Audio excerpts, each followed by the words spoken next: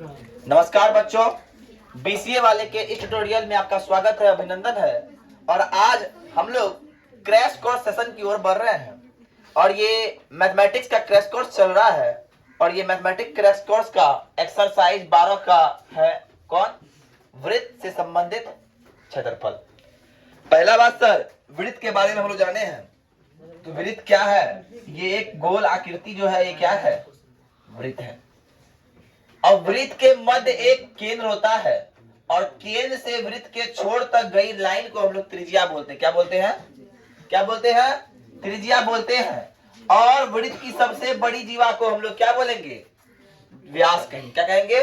व्यास कहेंगे। एक बात जानिए, अगर कोई बोले एक वृत्त की कितनी त्रिज्याएं हो सकती है, तो एक वृत्त में अनंत त्रिज्याएं हो सकती है। एक त्रिज्या, दो त्रिज्या, 3, 4, 5, जितना आपको खिंचना खींचते जाएंगे, अनंत बार खींचेंगे फिर भी खत्म नहीं होगा। मतलब एक वृत्त कितनी त्रिज्याएं होगी? अनंत त्रिज्याएं होगी। और एक वृत्त कितनी व्यास तब होगी?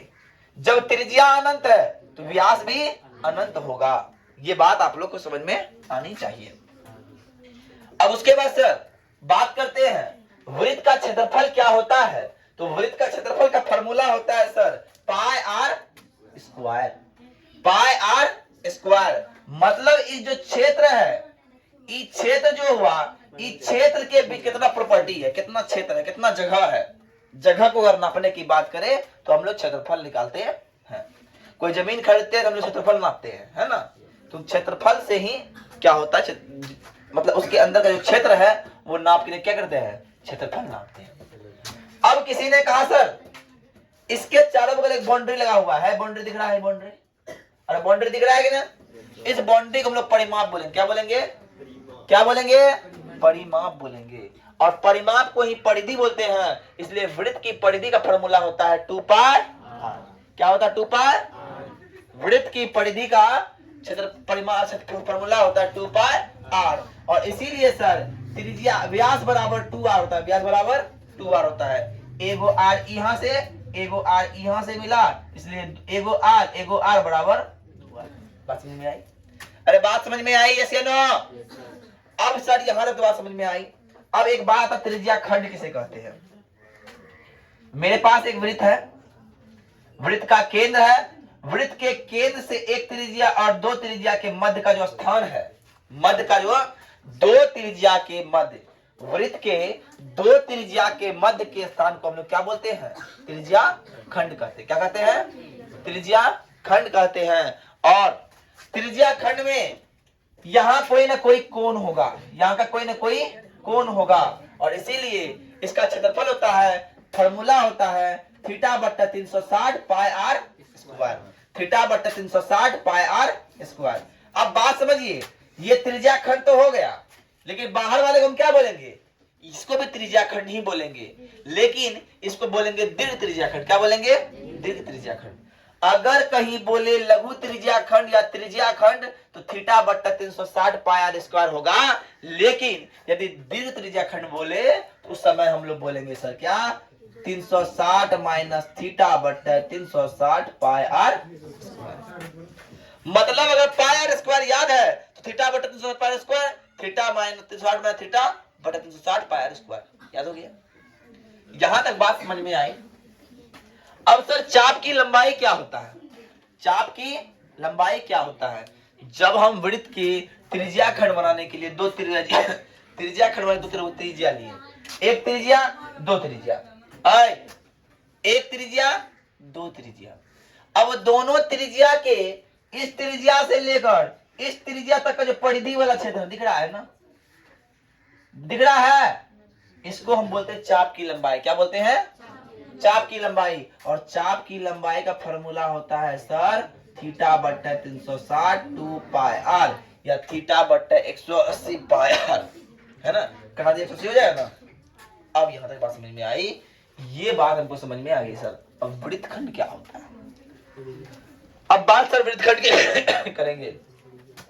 हमने एक वृत्त लिया, वृत्त के बीच में क्या करा? एक लाइन खींच दिया। अब एक भाग ये, एक भाग ये, इसको बोलेंगे हम लोग वृत्तखंड। क्या बोलेंगे? इसको भी बोलेंगे वृत्तखंड, लेकिन ये हो गया दीर्घ वृत्तखंड, ये हो गया लघु वृत्तखंड। और यहां से केंद्र तक कोई न कोई कोण जरूर बनेगा, बनेगा कि नहीं बनेगा? अरे बनेगा कि नहीं?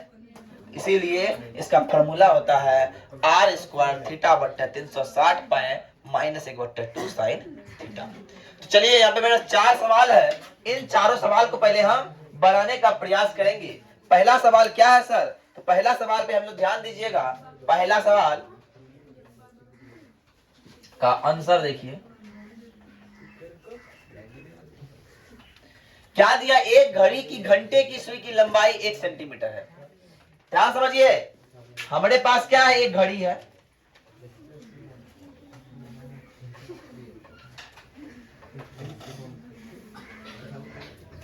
ये क्या है? घड़ी है। ये क्या है? घड़ी। 12 6 9 12 6 9 3। अब ध्यान समझिए, यहां क्या होगा? 1 2, यहां होगा 4 5 7 8 10 11। अब यहां सुई लगा हुआ है। कौन सुई? घंटा का सुई लगा हुआ है। कौन सुई लगा हुआ है? घंटा का सुई। अब एक बात बताइए आप लोग, घंटा का सुई यहां से चालू हुआ और यहां फिर कितना देर लगेगा आने में? उसको लगेगा कितना देर? कितना देर लगेगा? 12 घंटा लगेगा, है क्या ना? अगर 3 पर गया, 3 पर फिर 3 पर से लौट के आएगा, कितना देर में? 12 घंटा में। मतलब एक चक्कर पूरा करना 360 डिग्री होता है, 12 घंटा में 360 डिग्री कोण बनाता है। 12 घंटा में 360 डिग्री कोण बनाता है। पहला बात, या सुई की लंबाई कितना है? 1 सेंटीमीटर, तो त्रिज्या बराबर 1 सेंटीमीटर। थीटा का मान पता हमको नहीं है। थीटा का मान पता हमको नहीं है, तो हम क्या करेंगे? थीटा बराबर देंगे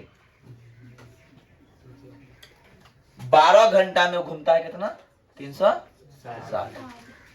12 घंटा में 360 घूमता है, तो 360 बट्टा 12 हो गया। 360 बट्टा 12 मतलब क्या समझिए,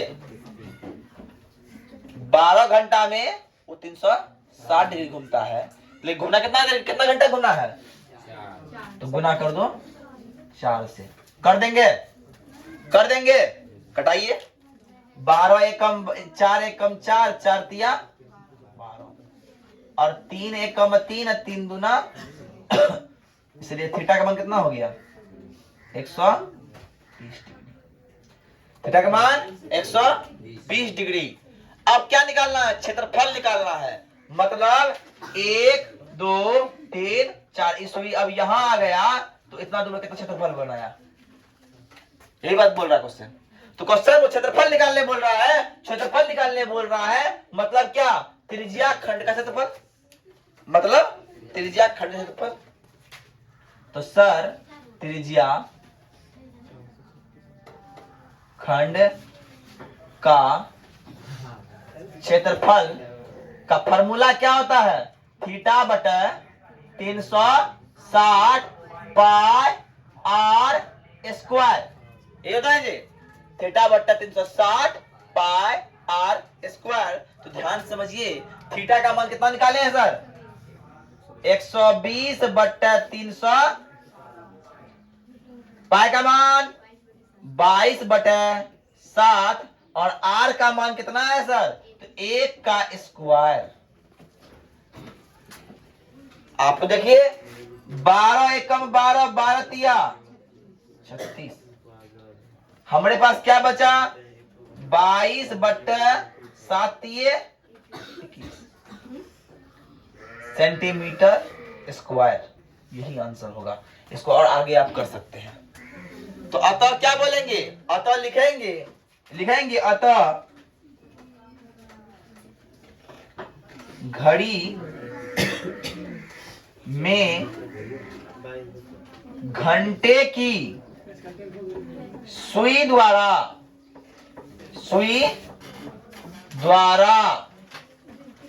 4 घंटे में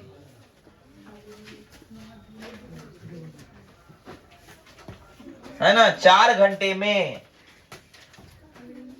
तय किया क्षेत्रफल 22/21 सेंटीमीटर स्क्वायर है। बस इतना ही कर देना है, उतार देना है। उतारिए फटाफट।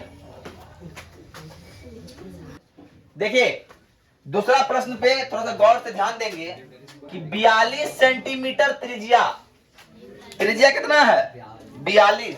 तो सर नंबर 2 का हमको आंसर करना है, आंसर करना है। तो त्रिज्या बराबर कितना रे, अरे बोलून जी 42 सेंटीमीटर। उस वृत्त का त्रिज्या खंड का क्षेत्रफल निकालना है जिसका केंद्रीय कोण कितना है, मतलब थीटा का मान 30 डिग्री है, और निकालना है त्रिज्या खंड का क्षेत्रफल। त्रिज्या खंड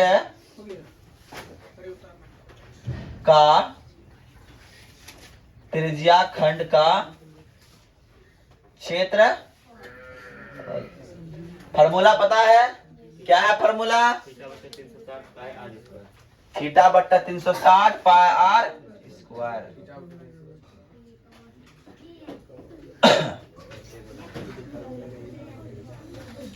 देखो रे थीटा का मान कितना आया, थीटा का मान कितना है 30 मैंने लिख दिया। अब बट्टे नीचे में कितना देना है 360। अब पाई का मान कितना होता है 22/7। अब आर स्क्वायर है, स्क्वायर मतलब 2 बार, स्क्वायर मतलब 2 बार। तो आर है 42, तो क्या बार 42, एक बार 42 और 2 बार 42। बस समझ में आई, आ रहा ना समझ में। अब देखो हमने बोला भैया 1 0 1 0 खत्म। तो 3 1 कम 3 बार कितना 16 तो बते 48, कितना बार कटेगा 12 3 36, 12 बार कट जाएगा ना, और एक कटवे की ना 12 से। अब देखो 7 एकम 7, 7 5 35, 7 6 का, और 6 एकम 6, और 6 दूना, और 2 एकम 2, और 42। क्या बचा क्या 22 बचा खाली, 22 गुने 21 बच गया, 22 गुने 21 बच गया। और जब 22 गुना 21 करेंगे सर तो मेरे पास आएगा 400, कितना आएगा 462। अब सेंटीमीटर स्क्वायर का क्षेत्रफल है ना, तो लिख देंगे अतः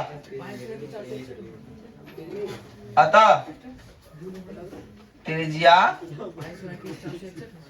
खंड का क्षेत्रफल बराबर हो जाएगा 462 सेंटीमीटर स्क्वायर। 22 गुना 21 462 होता है।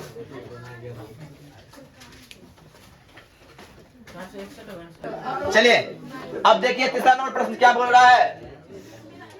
आए खामोश। तीसरा नंबर है उस वृत्त की त्रिज्या जिसका त्रिज्या कितना है, त्रिज्या कितना है, अरे कितना है जी 21 सेंटीमीटर। 3 नंबर का है त्रिज्या 21 मतलब आर बराबर 21, और चाप की लंबाई ज्ञात करे। केंद्र पर कोण कितना डिग्री है, थीटा का मान। चाप की लंबाई का फार्मूला आप लोग को याद करवा दिए हैं। चाप की लंबाई बराबर होता है थीटा बट्टा 360 2 पाई आर। थीटा बट्टा 360 2 पाई आर।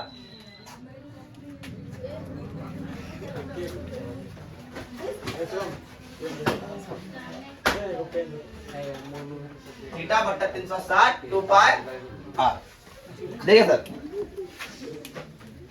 थीटा का मान कितना है 60, 360 गुना 2 गुना पाई का मान 22 बट्टा और आर का मान बोलो हो गया। अब ध्यान से देखिए, 0 का 0, 6 के 36, 7 3 बार में 6, 7 3 21 और 3 खत्म। क्या बच गया? तो लिखेंगे 22 सेंटीमीटर। स्क्वायर हो नहीं, लंबाई स्क्वायर में नहीं होता है। हो गया। चौथा नंबर देखिए, इसी के चौथा नंबर बनाते हैं यहीं पे। त्रिज्या 21, तो r बराबर 21 और थीटा का मान 120। और आप लोग को एक इंपॉर्टेंट बात बताते हैं, हम जो क्रैश कोर्स में क्वेश्चन बनाते हैं ना, एग्जाम में क्वेश्चन अगर आएगा ऐसा क्वेश्चन तो डिट्टो सेम टू सेम आएगा, समझे? हाँ, चाप की लंबाई बोल रहा है ना, फॉर्मूला है, चाप की लंबाई का फॉर्मूला है ना मेरे पास, क्या है? थीटा बट्टा 360 2 पाई आर। थीटा का मान 120 पाई 360 गुना 2 गुना पाई का मान 22/7 गुना आर का मान 21 है ना।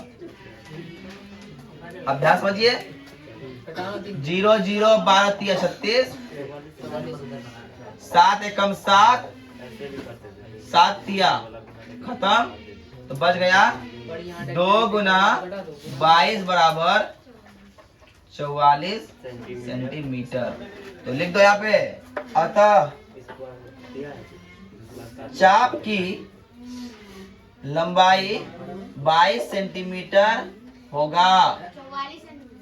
और यहाँ पे अतः चाप की लंबाई 44 सेंटीमीटर होगा, है ना।